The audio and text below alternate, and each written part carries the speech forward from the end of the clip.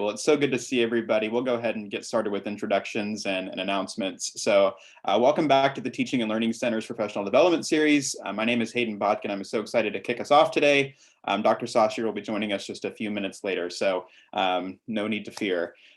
Just a few reminders and updates for you all before we get started. So tomorrow, April 21st from 3:30 to 5 p.m., Dr. Jason Bergtold, who is this year's Kaufman Chair, will be giving his Provost Lecture Series presentation, the title of which is Building on What We Have Learned, Enhancing Teaching and Learning Using Hybrid and Online Teaching Approaches and Methods After the Pandemic. And so this event will be both in person in the Flint Hills Room of the Union, as well as available via live stream. So I think that'll be a fantastic event to attend. And then 1 week from today, April 27th, for our Professional Development Series, Dr. Cody Walls will be presenting a session on, I believe, mental health and well-being. So we're really looking forward to that. It's always a joy to learn from Dr. Walls. And then a reminder of the upcoming first annual Scholarship of Teaching and Learning Showcase event at 1:30 p.m. on Monday, May 9th, which is during finals week. That'll happen in Hale Library. And we're so excited for this event and the opportunity to learn from colleagues from across campus about the awesome things they're doing to enhance teaching and learning here at K-State. So that'll be awesome. And as we mentioned several times before, being part of our professional development series with the Teaching and Learning Center also offers the opportunity for you to earn a certificate or apply for fellow status. So be sure to check out that information and let us know if you're interested. And without further ado, I am so delighted to introduce my colleagues from the Staley School of Leadership Studies, Dr. Tess Hobson and Dr. Mac Benavides, as they share their expertise today on culturally sustaining pedagogies. Take it away, Tess and Mac. Awesome. Thank you so much, Hayden. So we're going to jump right into a quick activity. I want to invite you all, if you are able to and feel comfortable, to turn on your cameras. We hope this will be very interactive, a very interactive hour. So it's always helpful to be able to see people's faces if that's something you're able and comfortable with. So we are going to do an activity quickly called I'm Looking for Someone Who. So how this works is I will start us off and I will say, I'm looking for someone who, and say something that is a statement that relates to me. So I might say, I'm looking for someone who loves teaching. And then if that statement relates with you, the first person to use the hand raise emoji under the reactions at the bottom of your Zoom,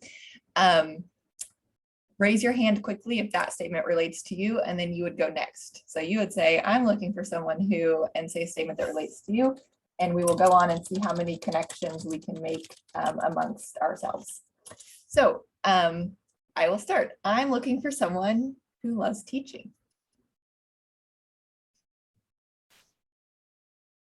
I think I saw, I'm not sure. I know, Hayden and Tiffany can battle it out. Tiffany, why don't you go ahead and go?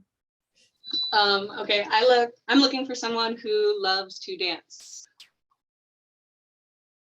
All right, La Barbara. Okay, I'm looking for someone who loves animals.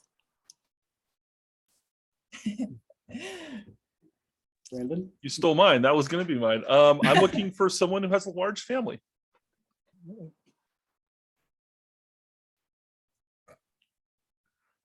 I'm looking for someone who has a small family.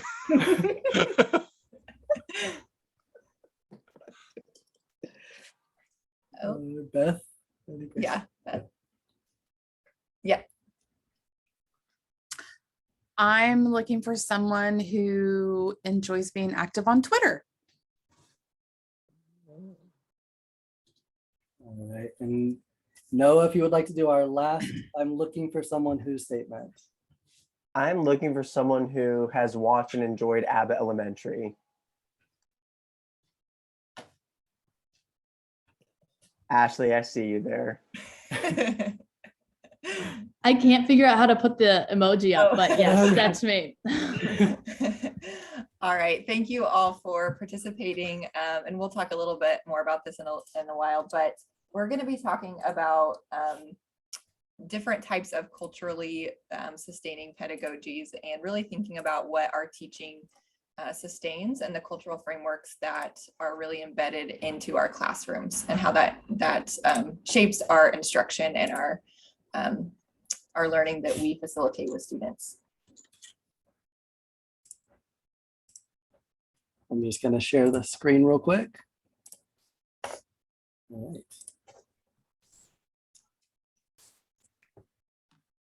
All right, so Hayden quickly already introduced us. And again, my name is Dr. Tess Hobson. I'm a postdoctoral fellow in the Staley School of Leadership Studies. And my name is Dr. Benavides, and I'm a graduate teaching assistant here in the Staley School of Leadership Studies. And I'll be transitioning into a position as an assistant professor here in the Staley School starting in August. So we wanted to take a moment just to hear from all of you about your current understanding of culture in the classroom and these terms that we're going to be exploring today. So how would you describe, and you can either type it in the chat or you can shout it out, but how would you describe the engagement of students from minoritized backgrounds in your learning community? So whether that's a formal classroom, or if that is any other educational setting with which you work with students.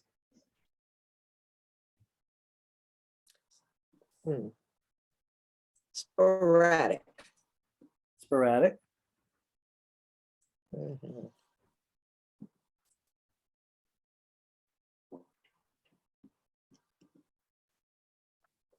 I'd say timid, especially I work with a lot of I teach Spanish, so I have a lot of students who grew up speaking Spanish, and when they start class, they often are very nervous about engaging, and it really takes a lot of work to make them feel comfortable. Timid. As we see a comment in the chat, better in lab than lecture. Absolutely.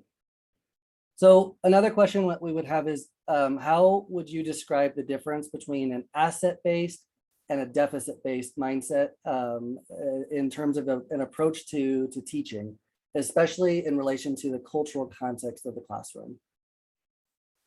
What would you say is the difference between asset-based and deficit-based teaching? Seeing the whole versus only a part? Differences are strengths rather than weaknesses? Absolutely. There's general struggles with engagement. So yeah, you're getting to exactly what asset and deficit-based mindsets are, especially when we're thinking about teaching. So an analogy that I will often use is, and I'm sure many of us have already heard this before, but it's the idea of a fish in water. When we are if we are fish in the ocean, we don't always know that we're surrounded by water. It's just our reality. It's just what's normal. Our students from minoritized backgrounds, whether that be based on race, ethnicity, ability status, gender, whatever that means within the context of our learning communities, I would say we are more like dolphins, as you can see in the image. So we live our life kind of between the water and the air above. So it's easy for us to see the water around us, and it's even easier for us to see when we're drowning. Part of the work of engaging culture in the classroom is to be able to recognize that there's water all around us, to be able to see ourselves in the ocean and to see the ocean around us. And so this is where we get into asset-based approaches to teaching. Now we've got three that are right here, and there's actually a fourth one that's kind of the foundation of all of these, and that's culturally sensitive. So when we approach these our learning environments in a culturally sensitive way, we're just recognizing that students have cultural differences that we may need to learn about, and recognizing that those are valid, that their differences are not a deficiency, but they're a valid way of understanding and navigating the world. But then we get into the different types of pedagogies we have here. So culturally relevant pedagogy was developed by Gloria Ladson-Billings. And this is really supporting students to uphold their cultural identity. So three really big components of culturally relevant pedagogy involves student learning, cultural competence of educators and students, And then this critical consciousness that comes with really understanding ourselves, understanding our students, and understanding our classroom within broader social systems. And a very common misconception with culturally relevant pedagogy is believing that successful teaching is it's about like what we do, but really it's about how we think about our students, how we think about our students' communities, where they come from, and again, how we think about those broader social contexts, those broader social systems that we're all a part of, and how that all plays a role in our work as instructors, as educators, in our role as students or as teachers. Culturally responsive pedagogy is then where our schools are adapting to our students. So we really see our students and their communities as sources of knowledge, and they are bearers of information. So we're recognizing the cultural wealth that our students are bringing in to the classroom with them.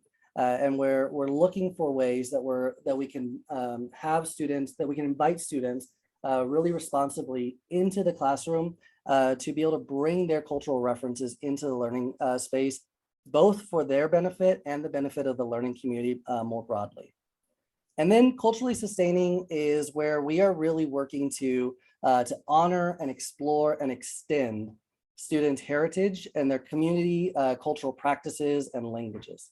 And this is where we're seeing students and communities as producers of culture as well as consumers of knowledge, excuse me. And we're really looking at knowledge at the systemic level and the institutional level. So understanding how the classroom, how the system of education fits within the broader social context. All right, so that's some framing, and now we're going to get into more interaction. So one thing to think about is what happens when we don't utilize these pedagogies, when we do use more of a deficit-minded approach. And one of the things with culturally relevant teaching as well is that we should create environments and spaces where, as Gloria Ladson-Billing said, there are opportunities for mirrors and windows, which means that students have the opportunity to both see themselves reflected in what we bring into the classroom and how the space is formatted, and then also windows where they can see through to other perspectives as well. So it just so happens that we started thinking about this in our own department. So our department is going through a curriculum review right now to really examine what we're teaching and to adapt what we teach. And so as part of this process, we looked at our existing curriculum across 4 core courses in our program and really wanted to see whose voices are forming the underlying cultural frame of our program. So how is culture being situated even within our curriculum? So we're going to pull up some photos, and I just want you to, again, this is a reflection of the voices that are shaping our curriculum, and just want you to make some observations about what you see. This is the first course that students take in our program. The second course. The third course. And the fourth course. So what observations do you have about what you see here on the screen?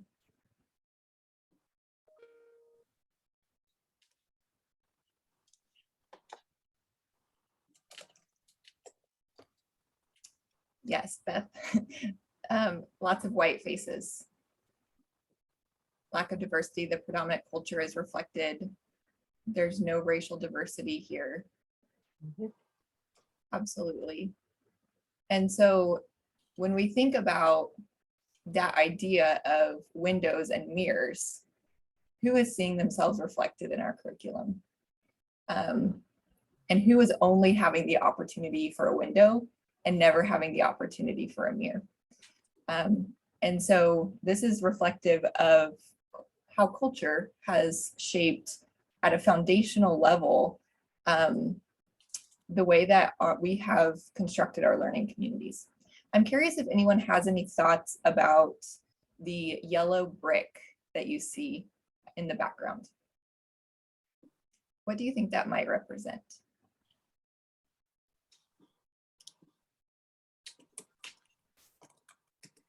To me, it kind of symbolizes that you could have a student who just feels like they're out of place, that they're in a place they're not, they don't fit with everything else, and they may feel very self-conscious about it.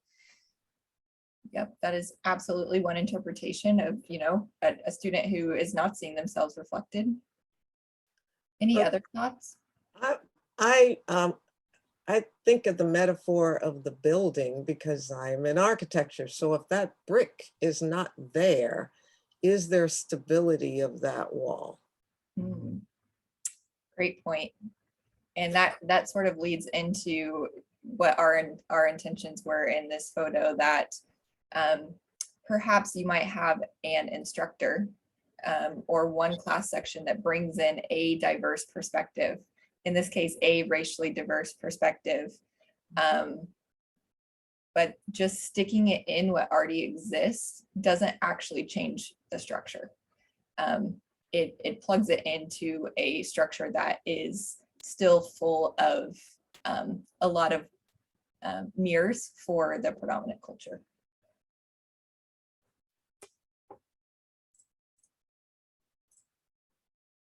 And this gives us the ability to see what is the culture in our classroom. We can start to see the water around us. So what are some ways, we want to get your thoughts on this. How can we start to see the water around us in your own learning communities? What are some ways that culture shows up in your classroom? Through the content, through the policies, the practices, any way that you're seeing culture play a role in your classrooms or your learning communities. I want to bring up something I just did last week with a history class. I'm sitting in for a faculty member who is on maternity family leave with his wife, and he asked me to cover, a couple of days of class. So I started out by giving them my own research about Black community in the country since 1865. Now, in history, they're not there. They're still in Egypt. They're back about 100 years or more ago. But after that, I gave them an assignment, and the assignment was to, over Easter, visit with their families or their guardian and map the immigration of their ancestors. And they had to go to a world map and figure out if they were Dutch or they were Czechoslovakian, where did their family come from and where did they land and where did they get to where they are now? So they had to map that migration across this country and from wherever their ancestors came to this country. And there were 170 of them in the class. I got 150 responses back on Monday, and they are fascinating to hear these kids say, I talked to my grandmother and I found these pictures of my family in the 1800s, and they didn't know any of this, but they just discovered something really wonderful about and could appreciate that cultural identification that they bring. And for many of them, what I'm hearing also is there's a tone of surprise as well. Oh, absolutely. The assumption, the belief oftentimes is that, especially for our students who are or who are white, the assumption is I'm just American. This is where I'm from. Exactly. And you're surfacing that story. And also they have made contributions to the United States, just like African Americans whose stories don't always show up in books, also have contributed to the United States. And to think about immigrants who might be coming now for similar reasons that their ancestors came. So we'll go with Beth and then Stuart. I don't have anything quite as exciting as La Barbara's, but there is not ethnic diversity in my pre-service teaching classes that I have. And so we don't have a lot of mirrors per se from a culturally diverse perspective, but I do try to offer a lot of windows. And I really try to, I teach the elementary science methods for the pre-service teachers. And so I really try to show them what a culturally responsive instruction component looks like from a science lens, and how we bring in diverse perspectives, how we look at the scientists and the engineers and the innovators who have helped us through the years, that are from a diverse background. We did an assignment a couple of weeks ago where we actually read a practitioner article about an Indigenous lesson that embedded Indigenous literature in a kindergarten classroom. And the teacher brought in a family member, an elder of that community, and taught them some of the vocabulary from the book, and taught them about how they show respect in their culture and within their families, and had the students, look at their lesson about plants from an Indigenous perspective. And so those are the ways that I bring in culture in the classroom. Unfortunately, as I said, there's not a lot of mirrors, but I do try to provide the windows for them. Stuart? Yeah, so I love all these examples of ways people are doing it as part of their learning objectives, or part of the class content or activities people are doing. But you also mentioned policy, and I thought, there are some things that we can do with our classroom policies that we can do regardless of what the content area of our courses are. And one thing that I do is to have a very flexible attendance policy, a very flexible deadlines for, especially for low stakes assignments. And that is for a lot of reasons. I don't want to get into all those reasons, but one of the things that I do it for is because we celebrate holidays during the semester, and those holidays are aligned with the dominant culture's, holiday celebrations. And those are days off that the faculty get and the students get, but that's from one cultural perspective. There are other people, from different cultures that celebrate different holidays, whether that be religious holidays or just cultural and national holidays. And if you have a class where, attendance policy is, well, you can't miss, and there are a few excuses that I'll accept for missing class or turning an assignment late, then you're really not showing any kind of not being responsive to other people's culture. And I think it's kind of a small thing. Well, it might not be small depending on how your class is structured, but it's one thing that I think really helps. Thank you.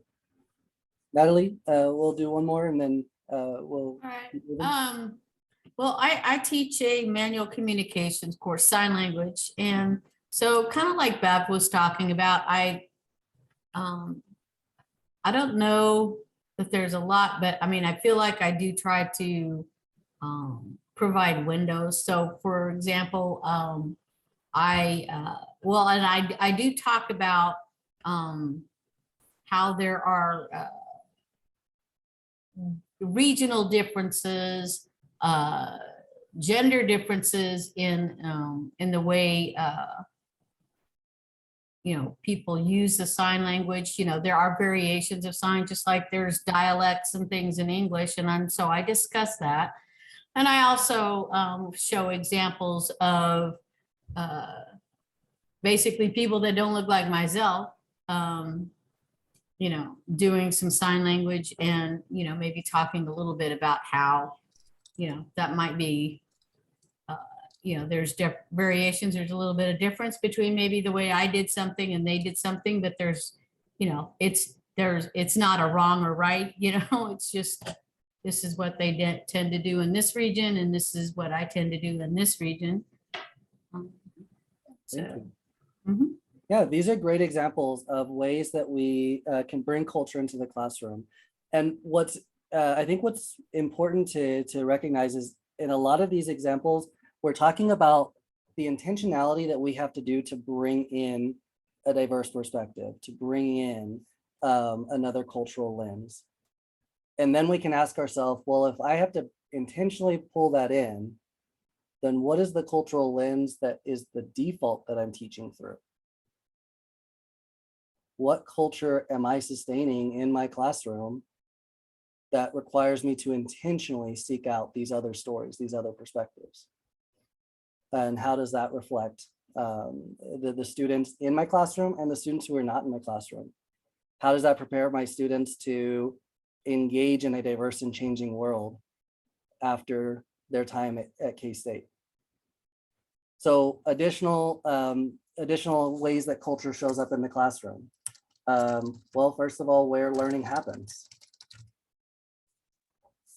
So we have to recognize that the classroom structure, that room, everybody facing in their desks towards the front of the classroom, or sitting in pods, or whatever the structure is, that's going to create a reality for students of what learning means.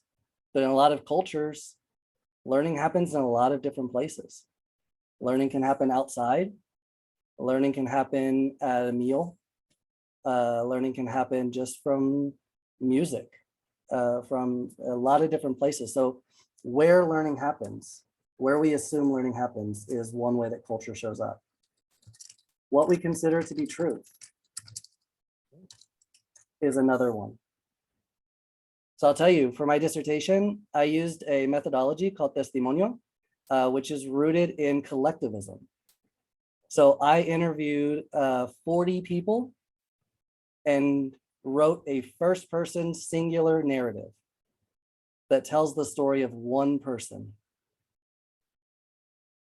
From many traditional perspectives, that's not truth, because we're looking at it through an individualist lens.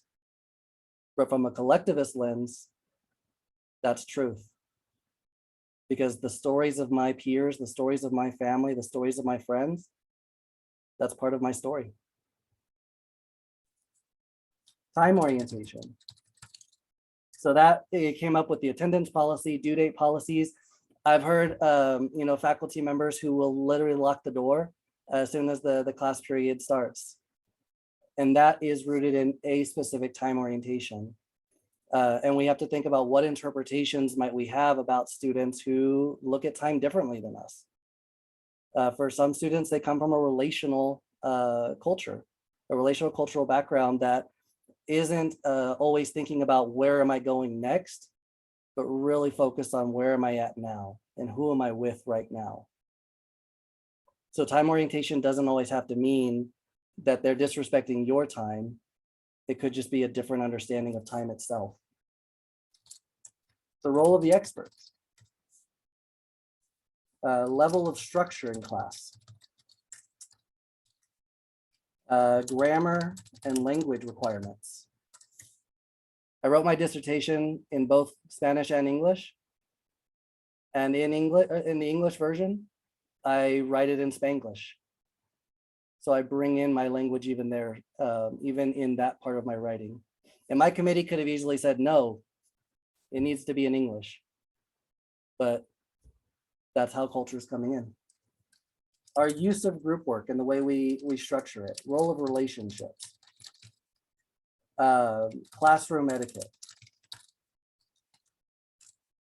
All of these things are they're framed in our cultural lens. And so we have to start to ask ourselves, what is cultural about all of these things? And one of the ways that I can, one of the strategies that I've used to really explore this concept is to ask myself, what is normal? When I think about one of these concepts, what is normal? What is considered to be normal? And that right there gives you your cultural lens. Everyone has a culture, absolutely. Are we good on time? I think we're good. Okay, so this is a great start to this discussion. We want to further it even more and give you all a chance to really unpack these ideas for your own learning communities. And so really thinking about all of those ideas that Mac just, that you all provided and that Mac added on to on our slide, thinking about how those come into play in your classrooms and your learning communities. So I think we are going to do some breakout rooms so that there's a great opportunity for discussion. And maybe about 4 to 5 people per room, Hayden, if that would work. And we'll spend about, what time is it? It's 12:30. 12:30. Okay, so we'll spend about 15-ish minutes in those breakout rooms, and then we'll come back, maybe 10, 15. Maybe 10. Yeah. Let's do 10. So yeah, we'll do that.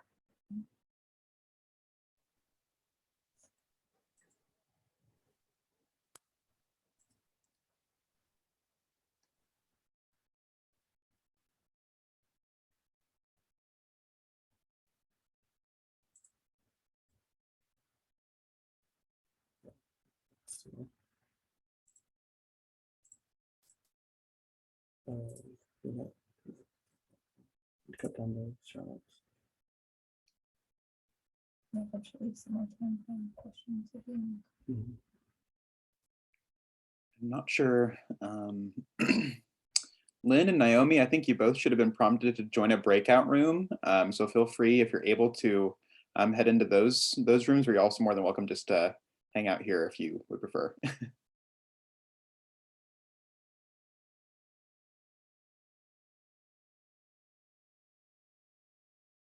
Excellent stuff so far, Tess and Mac. It's been awesome. So thanks so much. Thank you.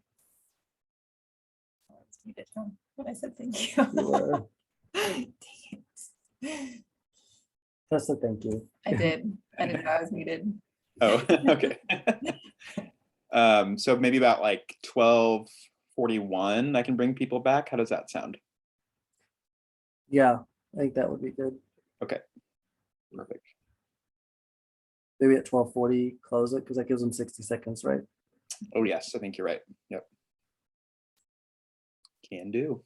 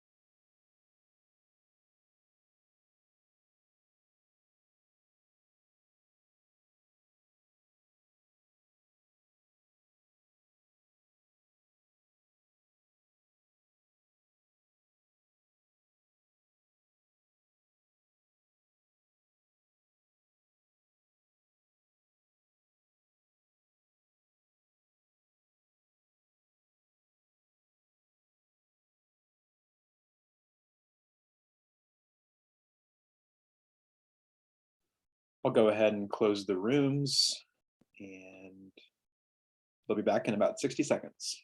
Thanks. Sounds good, thanks. Yep.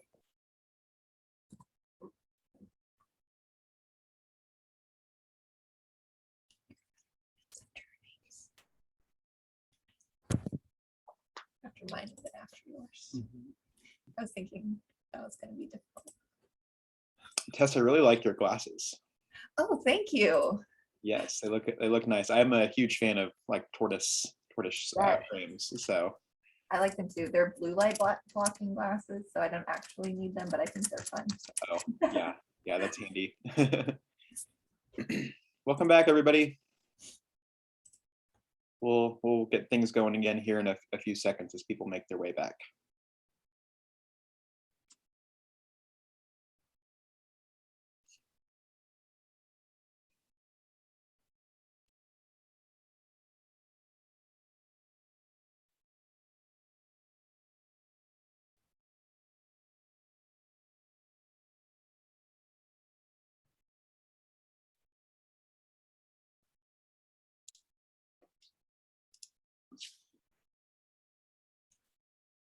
I'm going to assume this is everyone, Hayden. Yep. Okay. Yes, yep, take it away. Thank you. So we just have some time for a large group discussion. We're curious to hear what were some of the talking points in your small groups? What were some things that you all surfaced about culture in your classrooms?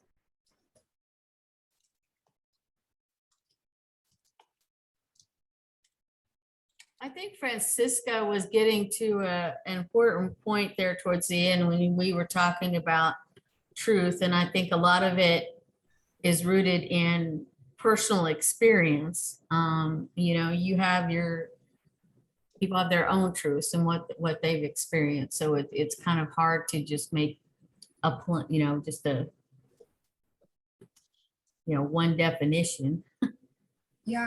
Yeah, great point, Natalie. And I think, when we think about like Eurocentric culture, truth is really rooted in objectivity, right? And specifically like the research process, the objective research process. And when we think about other cultures, like an indigenous culture, especially, stories are truth, right? Like they are valid sources of knowledge. And so we can see how even our understanding of truth can be cultural. What else?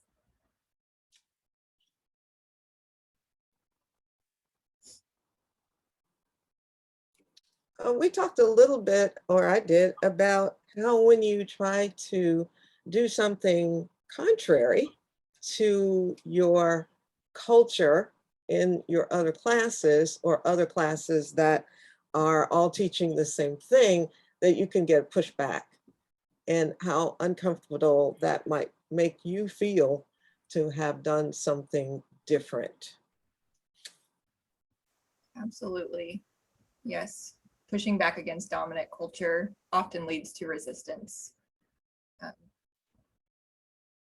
And then we can think about how that translates into our students' experiences. Our students whose cultures are not sustained in our classrooms. On a daily basis, they're having to make that decision. Am I going to show up and face resistance, or am I going to just keep quiet and conform and lose those parts of who I am? Can I share a quick interesting story on that? We had a lab last week and we were making cookies and showing the impact of ingredients. And we had a bad recipe, a bad formula that made a bad cookie. And one of the students says, wow, this looks just like a product my dad has from Guatemala, and took a picture, sent it to her dad, and then shared with the class that the bad cookie was actually a valid, real good product in another culture. Mm-hmm. That's super interesting. Yeah, and also perhaps how other people might interpret that as a cookie from another culture being bad. Like you said, it's that deficit-minded approach instead of this is a great cookie and it was made in a different way than I'm used to. Innocent? Okay, thank you, Mark. During our interaction, the small group discussion, this didn't come to my mind. But right now I'm thinking about truth. Actually, we stated that truth is not objective everywhere. But if we are considering truth as revealing fact as they were, like historical fact, talking about history, for instance. So, and I am stating that because we are discussing culture. For instance, I think initially one participant mentioned the history of Egypt, something like that. And generally we have those histories, and it happened that we used to say historian discovered this through archaeology. Can we consider those facts as truth, or we can just deny them? Truth is always relative. That's a great question in a sense. So I'll give you an example. The Mexican-American War. That is a historical fact. We know when the dates are, we know a lot about it, right? Did you know that the Mexican-American War, when it's taught in Mexico, is called the American Invasion?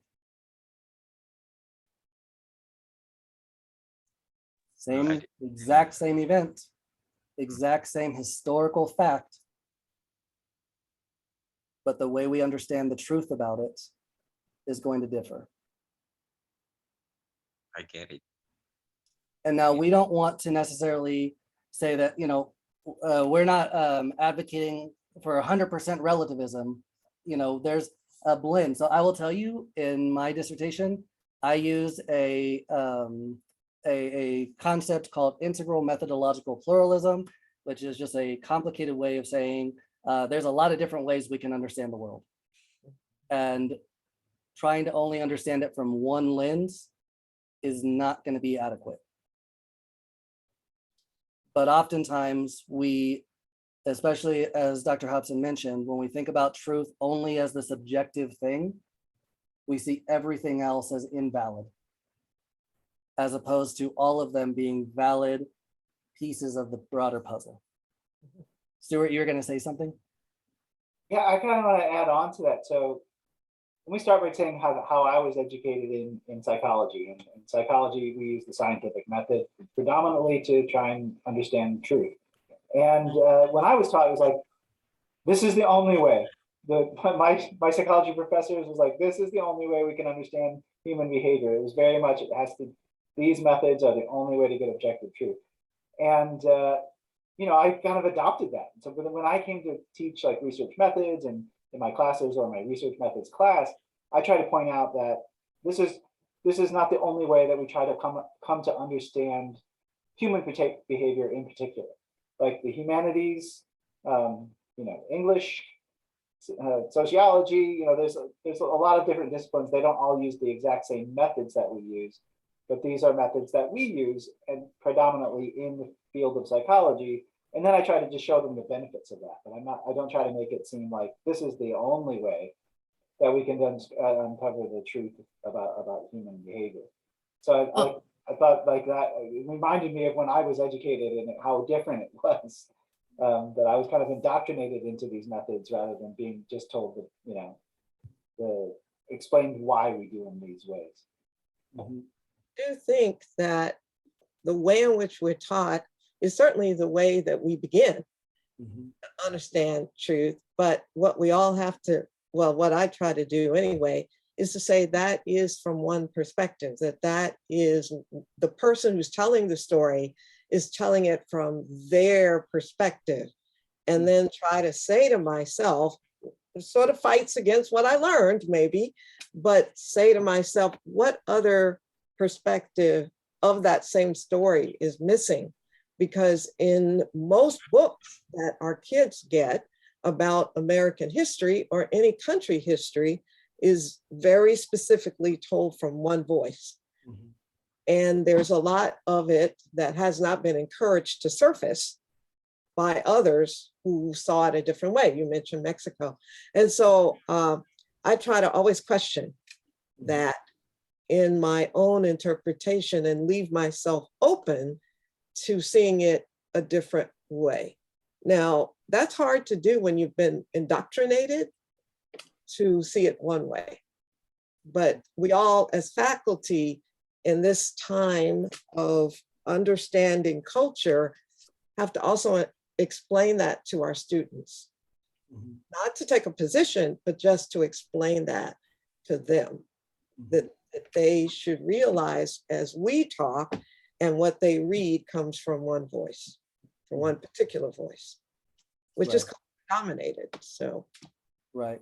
And that brings us also back to that point about, you know, if we only look at things through the dominant cultural lens or through our dominant cultural lens, the way we interpret the behaviors, the speech, the interactions with people who are culturally different than us will be informed and judged in that way, based on what is good and bad, right and wrong from that particular lens. So that's where that asset base versus the deficit base comes in mind. So if a student's not attending class, we can think that they are lazy. We could think that they are this or that. You know, there's a lot of judgment that we can place on that. And there may be other things going on that we're not privy to. I do see, I saw 3 hands up. Real quick, we do want to move into, we have a few strategies that we want to share with you, and then we're actually going to end with a space for discussion. So we'll come back to the 3 of you at that time, if that's okay, just so we can make sure we're honoring everyone's time. Okay, so somebody brought up recipes, which actually worked really perfectly because Tess and I were really hungry when we were building this PowerPoint, and we came up with recipes. So we have 3 strategies for you all, and this is a developmental process that is cyclical. So the first stage is really finding your recipe, identifying what recipe you're going to use. So this starts with building your own cultural self-awareness. So understanding who you are, what your cultural norms are, your cultural values, your cultural perspective, what lens you're going to be looking at your work through, and how that may be embedded in the classroom. And if it's not your cultural lens, it's embedded in the classroom, what cultural lens is it? Because remember, everything is cultural. So we can tie it back to someone's cultural lens. We want to take on the role of lifelong learner. As faculty, we know a lot, and we still have a lot that we can learn. And so with this, connecting with diverse cultural communities outside of our classroom can be a great way for us to learn about cultures that we may not have access, we may not be able to see in our classrooms, and we may not be able to access without that intentionality. So then we start to gather the ingredients, and this is when we move from cultural self-awareness to cultural other awareness. And I think one thing that's helpful is, you know, when you think about the fish in the water analogy and how difficult it can be to see the water when you're immersed in it every day, sometimes you have to engage in cultural difference to be able to recognize the way culture shows up in your own life. And so these kind of go back and forth, but here we start to learn the cultural stories of others, and then utilize those stories and bring them into the classroom to inform our methods, our perspectives that we're bringing in, and our sources of knowledge in the classroom. And then again, you know, and across all 3 of these, you're going to see to, you know, engage in that role of lifelong learner, because this is, as Max said, a developmental process that's truly never ending. So that's going to be important through the whole process. And then in the stage before, you started to make connections with diverse cultural communities outside of the classroom. And in this stage, you're really starting to deepen those and really make them more authentic and genuine, to better understand the stories of those cultures. And then we bake the bread. So we invite students to co-construct our curriculum with us. We honor, explore, and extend students' cultures into the curriculum through knowledge and experience and sources of knowledge. We, again, take on that role of lifelong learner, and we recommit to those connections. So it's really important when we're talking about culturally relevant, responsive, and sustaining pedagogies, relationships are not definite. They're not permanent. We make them, we build our relationships, and then we rebuild them. we commit to this work, and then we recommit. So it's this, like we said, it's cyclical. It continues to go on. We continue to learn, we continue to grow. But by doing these things, we're able to build these learning communities where our students truly can see themselves. All of our students can see themselves integrated into the underlying structure of the course, and they can feel their cultural community validated, honored, and sustained through our work. And with that, we want to open it up for questions. And I know we had a couple people who had their hands up earlier.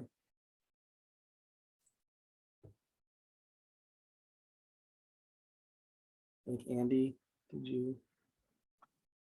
I was just going to comment on how, you know, so often perspectives that we have, cultural perspectives that we have, stem from values. And I was made to think of this when you were discussing time, and that in Spain, you know, you'll have a class that starts at 4 p.m. and everybody will roll in around 4:10, and class will start between 4:10 and 4:15. And that's the norm. And coming from a US perspective, where time indicates like respect, you know, or punctuality indicates respect. So being on time shows that you respect the class, the material, the professor. It's a very different shift, but then you realize that it's not a lack of respect for the class, professor, material, etc. It's that there's more of a respect for interpersonal relationships, that there's a high value on interpersonal relationships. And so if you're finishing up a conversation with somebody, like, you might not be punctual to your next event. And that's just part of the cultural expectation, is that, like, yeah, you know, class just starts at 4, but like, you know, it's usually a little bit after that, and that's fine. And there's not any kind of repercussions for rolling in at 4:15 or 4:20. So I think that it's important to keep in mind that while we have a certain value that's associated with punctuality, that isn't the same in other places, and that it's not necessarily indicative when somebody's late, it's not necessarily indicative of a lack of respect for somebody else's time. Brandon? Just another example, I think that illustrates that. The conversation reminded me of a class I taught a few years ago in business ethics. And we talk about international business ethics. And there was a study done where someone was put in a scenario that said, if you were in a car with a friend, your friend's driving, they're driving over the speed limit, and they get in an accident that injures another person. If you're asked in court to testify, are you going to admit that your friend went over the speed limit, or are you going to lie to protect your friend? And they asked this question in 50 different countries. In the United States, what we perceive as the ethical thing to do is that we would tell the truth. Whereas in many other cultures, because of the focus on interpersonal relations, the ethical thing to do is you support your friend and you cover for them. And to see the numbers in different countries and to realize even the perception of what is ethical, what's right or wrong, is completely different from country to country. Great example. We have time for maybe one or two more questions or observations. I'm going to throw a big wrench in this conversation because you're talking about teaching, but how do you, I think that we all remember that as teachers, we go home to our homes as other roles that we have. In other words, we don't just define ourselves by our teaching. And so if I think about what students do when they go home or to their residence halls or wherever, there's usually some element of their culture from where they come from, whether it happens to be a rug or a lamp or some piece of art that they bring with them to remind themselves of who they are. And I wonder, in this part of the world, how our faculty does that as well. Do we just go by what's in the street that's a dominant culture, or do we really reflect at home who we really are, our identity? And I'm just curious about that because we talk about it as teachers who are doing that in the classroom, but we also have another dimension, and I'm curious to know how people do reflect their cultural understanding and their identity at home. And what could also be an interesting layer to add to that is, how does your experience at home, how is that represented in your classroom? Because again, we'll have a lot of students who they are never really outside of their cultural comfort. And then we have students who they go home for the night, and that may be the only time in the entire day that they feel any sense of cultural comfort. So I have one question after hearing all of these amazing thoughts and ideas about the different culture pieces. But how do we assimilate that then as an instructor, as somebody who we only see these students for certain, periods of time each week, there are expectations within our courses. How do we marry all of these ideas? And is it more of a, I need to just check my own assumptions before thinking things? Is it, I need to change the way I do all of this and be okay with the fact that they just kind of wander in and out of my, which I'm flexible with. Don't get me wrong. I'm not that teacher that shuts the door and locks it. That's not me at all. But at what point do they also have to honor my cultural norms? Does that make sense? That's what I'm grappling with right now. So one of the things that we talk about in our class, we talk about cultural adaptation. Adaptation does not always mean that you have to change. However, what it does mean is you can't assume that everyone's going to know what change they need to make. Okay. It also can't be that you are assuming that you are never going to be the one to adapt, right? So it's articulating those assumptions. If you and understanding the reason behind them and having that flexibility. So when there are cases where a student's culture clashes with the expectations you have, maybe a student is observing Ramadan, and so this just happens to be really one of those times of the year that they are not able to be as fully engaged as you may expect students to be, then that is when you can have that case-by-case flexibility, or have some of that built in already to the structure of the course. But again, articulating those assumptions, not operating from them. Well, and I'm thinking in terms of, I'm not the person that's going to lock the door and not let people in either.